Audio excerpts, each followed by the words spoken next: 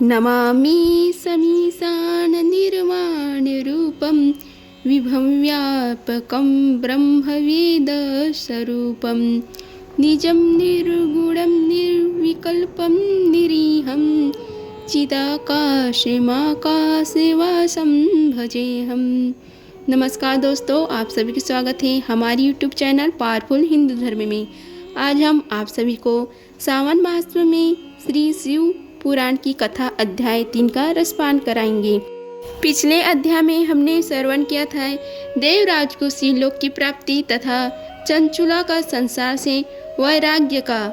जो चंचुला के संसार के आगे का जो कथा है उसको आज हम आप सभी को श्रवण कराएंगे। आइए श्रवण कीजिए कथा का, जिसमें वर्णन है चंचुला की शिव कथा सुनने में रुचि और शिवलोक गमन का। ब्राह्मण बोले, हे नारे, तुम सौभाग्यशाली हो जो भगवान शंकर की कृपा से तुमने वैराग्यपूर्ण शिव पुराण की कथा सुनकर समय से अपनी गलती का एहसास कर लिया है। तुम डरो मत और भगवान शिव के शरण में जाओ। उनकी परम कृपा से तुम्हारी सभी पाप नष्ट हो जाएंगे। मैं तुम्हें भगवान शिव की कथा सहित वह मार्ग बताऊंगा जिसके द्वारा तुम्हें सुख देने वाली उत्तम गति प्राप्त होगी। शिव कथा सुनने से तुम्हारी बुद्धि शुद्ध हो गई है और तुम्हें पश्चाताप हुआ है तथा मन में वैराग्य उत्पन्न हुआ है। तत्पश्चात ही पाप करने वाले पापियों के लिए सबसे बड़ा प्रायश्चित है। पश्चाताप ही पापों का शोधक है। इससे ही पापों की शुद्धि होती है। तत्पुरुषों के अनुसार पापों की शुद्धि के लिए प्रायश्चित पश्चाताप से ही प्रसन्न होता है। जो मनुष्य अपने कुकर्म के लिए पश्चाताप नहीं करता वह उत्तम गति प्राप्त नहीं करता, परंतु जिसे अपने कुकृत्य पर हार्दिक पश्चाताप होता है वह अवश्य उत्तम गति का भागीदार होता है। इसमें कोई शक नहीं है। शिव पुराण की कथा सुनने से चित्त की शुद्धि एवं मन निर्मल हो जाता है। शुद्ध चित्त में ही भगवान शिव वह माँ पार्वती का वास होता है। वह शुद्धात्मा पुरुष सदा शिव के पद को प्राप्त होता है। इस कथा का श्रवण से सभी मनुष्य के लिए कल्याणकारी है, अतः इसकी आराधना व सेवा करना चाहिए। यह कथा भावबंधन रूपी रोग का नाश करने वाली है। भगवान शिव की कथा सुनकर हृदय में उसका मनन करना चाहिए। इससे चित्त की शुद्धि होती है। चित्त शुद्धि होने से ज्ञान और वैराग्य के साथ महेश्वर की भक्ति निश्चय ही प्रकट होती है तथा उनके अनुग्रह से दिव्य मुक्ति प्राप्त होती है। जो मनुष्य माया के प्रति आसक्त है वह इस संसार बंधन से मुक्त नहीं हो पाता है। हे ब्राह्मण पत्नी, तुम अन्य विषय से अपने मन को हटाकर भगवान शंकर की इस परम पावन कथा को सुनो। इससे तुम्हारी चित्त की शुद्धि होगी और तुम्हें मोक्ष की प्राप्ति होगी। जो मनुष्य निर्मल हृदय से भगवान शिव के चरणों का चिंतन करता है उसकी एक ही जन्म में मुक्ति हो जाती है। सूत जी कहते हैं कि हे सौनक, यह कहकर वे ब्राह्मण चुप हो गए। उनका हृदय करुणा से भर गए। वे ध्यान में मग्न हो गए। ब्राह्मण का उक्त उपदेश सुनकर चंचुला के नेत्र में आनंद के आंसू छलक गए। वह हर्ष भरे हृदय से ब्राह्मण देवता के चरणों में गिर गई और हाथ जोड़कर बोली, मैं कृतार्थ हो गई। हे ब्राह्मण, शिव भक्तों में श्रेष्ठ स्वामी आप धन्य हैं। आप परमदर्शी हैं और सदा परोपकार में लगे रहते हैं। साधो, मैं नरक के समुद्र में गिर रही हूँ, कर मेरा उद्धार कीजिए। जिस पौराणिक व अमृत के समान सुंदर शिव पुराण कथा की बात आपने की है उसे सुनकर ही मेरे मन में वैराग्य उत्पन्न हुआ है। उस अमृतमयी शिव पुराण कथा को सुनने के लिए मेरे मन में बड़ी श्रद्धा हो रही है। कृपा आप मुझे उसे सुनाइए। सूत जी कहते हैं, शिव पुराण की कथा सुनने की इच्छा मन के लिए चंचुला उन ब्राह्मण देवता की सेवा में वही रहने लगी। उस गोकर्ण नामक महाक्षेत्र में उन ब्राह्मण देवता के मुख से चंचुला शिव पुराण की भक्ति, ज्ञान और वैराग्य बढ़ाने वाली और मुक्ति देने वाली परम उत्तम कथा सुनकर कृतार्थ हुई। उसका चित्त शुद्ध हो गए। वह अपने हृदय में शिव के सद्गुण रूप का चिंतन करने लगी। वह सदैव शिव के सच्चिदानंदमय स्वरूप का स्मरण करती थी। तत्पश्चात अपना समय पूर्ण होने पर चंचुला ने बिना किसी कष्ट के अपना शरीर त्याग दिया। उसे लेने के लिए एक दिव्य विमान वहां पहुंचा। यह विमान शोभा साधनों से सज्जा हुआ था एवं श्री गणों से सुशोभित था। चंचुला विमान से शिवपुरी पहुंची, उसके सारे पाप धुल गए, वह दिव्यांगना हो गई। वह गौरी देवी की मस्तक पर अर्धचंद्र का मुकुट वह अन्य दिव्य आभूषण पहने शिवपुरी पहुंची। वहां उसने सनातन देवता त्रिनेत्रधारी महादेव शिव को देखा। सभी देवता उसकी सेवा में भक्ति भाव से उपस्थित थे। उनके अंग कांति करोड़ों सूर्य के समान प्रकाशित हो रही थी। 5 मुख और हर मुख में 3-3 नेत्र थे। मस्तक पर अर्धचंद्राकार मुकुट शोभामान हो रहा था। कंठ में नील चिन्ह था। उनके साथ में देवी गौरी विराजमान थी, जो विद्युत पुंज के समान प्रकाशित हो रही थी। महादेव जी की कांति कपूर के समान गौर थी। उनके शरीर पर श्वेत वस्त्र थे तथा शरीर श्वेत भस्म से युक्त था। इस प्रकार भगवान शिव के परम उज्जवल रूप के दर्शन कर चंचुला बहुत प्रसन्न हुई। ने भगवान को बारंबार प्रणाम किया और हाथ जोड़कर प्रेम आनंद और संतोष से युक्त हो विनीत भाव से खड़ी हो गई। उसके नेत्रों से आनंद अश्रु की धारा बहने लगी। भगवान शंकर व भगवती गौरी उमा ने करुणा के साथ सौम्य दृष्टि से देखकर चंचुला को अपने पास बुलाया। गौरी उमा ने उसे प्रेम पूर्वक अपनी सखी बना लिया। चंचुला सुखपूर्वक भगवान शिव के धाम में उमा देवी की सखी के रूप में निवास करने लगी। अब हम आप सभी को अगले कथा के बारे में रसपान कराते हैं। आइए रसपान कीजिए कथा का, जिसमें वर्णन है बिंदु का पिशाच योनि से उद्धार। सूत जी बोले, हे सनोक, एक दिन चंचुला आनंद में मग्न उमा देवी के पास गई और दोनों हाथ जोड़कर उनकी स्तुति करने लगी।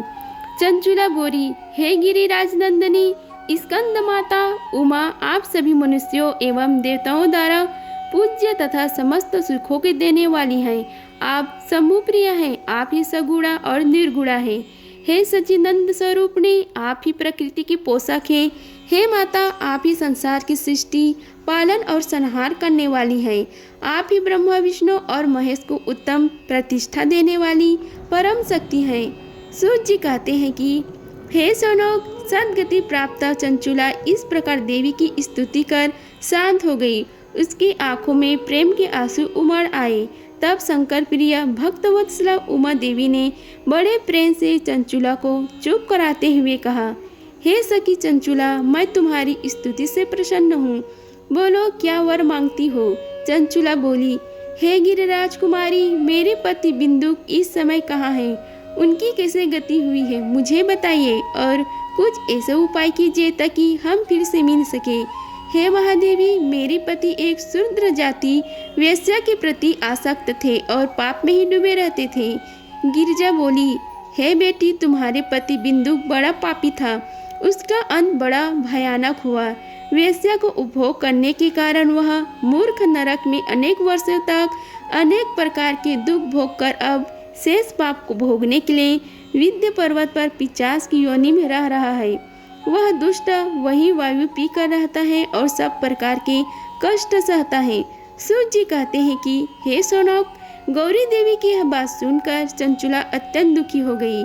फिर मन को किसी तरह स्थिर करती हुई दुखी हृदय से माँ गौरी से उसने एक बार फिर पूछा, हे महादेवी, मुझ पर कृपा कीजिए और मेरे पापी पति का अब उद्धार कर दीजिए।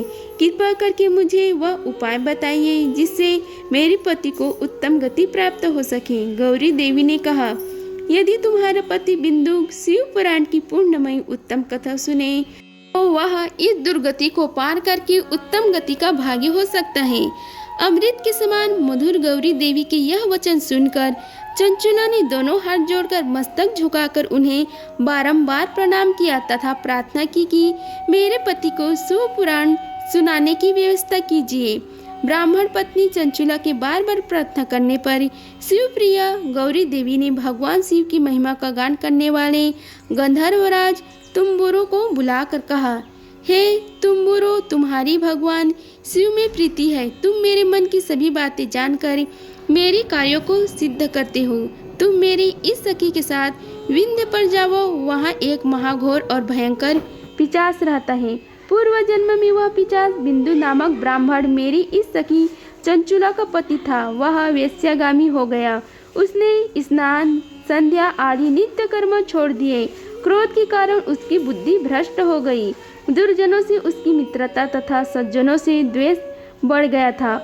अस्त्र से हिंसा करता, लोगों को सताता और उनके घरों में आग लगा देता था। चंडालों से दोस्ती करता वह रोज वेश्या के पास जाता था। पत्नी को त्याग कर दुष्ट लोगों से दोस्ती कर उन्हीं के संकल्प में रहता था। वह मृत्यु तक दुराचार में फंसा रहा। मृत्यु के बाद उसे पापियों के भोग स्थान यमपुरी ले जाया गया। वह घोर नरकों को सहकर इस समय वह विंध्य पर्वत पर पिशाच बनकर रह रहा है और पापों का फल भोग रहा है। तुम उसके सामने परम पूर्णमयी पापों को नाश करने वाली शिव पुराण की दिव्य कथा का प्रवचन करो। इस कथा को सुनने से उसका हृदय में सभी पापों से मुक्त होकर शुद्ध हो जाएगा और वह प्रेत योनि से मुक्ति हो जाएगा। दुर्गति से मुक्ति होने पर उस बिंदुक नामक पिशाच को विमान पर बिठाकर तुम भगवान शिव के पास ले आना। सूत जी कहते हैं कि हे सनौक, माँ उमा के आदेश पाकर गंधर्वराज तुम्बुरु ने प्रसन्नता पूर्वक अपने भाग्य की सराहना करते हुए चंचुलों को साथ लेकर विमान से पिशाच के निवास स्थान विंध्य पर्वत गया। वहां पहुंचकर उसने उस विकराल आकृति वाले पिशाच को देखा। उसका शरीर विशाल था, उसकी डोरी बड़ी थी।